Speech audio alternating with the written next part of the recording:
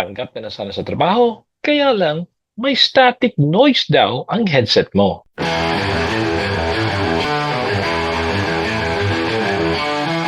Drums kicking with the powerful watch your rhythm. Positino.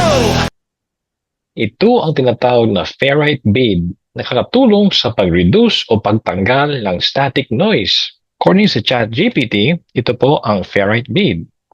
A ferrite bead is a small, inexpensive electronic component used to reduce electromagnetic interface or EMI and high-frequency noise in cables and electronic devices. So, kung paano ito gamitin, ilalagay mo to siya sa wire sa medyo malapit sa kanyang plug. Okay? Yung magamit ako ng flash kasi medyo madilim na. So, ilalagay mo to, kakabit mo to. Meron siyang parang clip.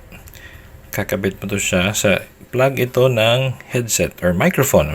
Microphone or headset, depende kung saan mo siya kailangan gamitin.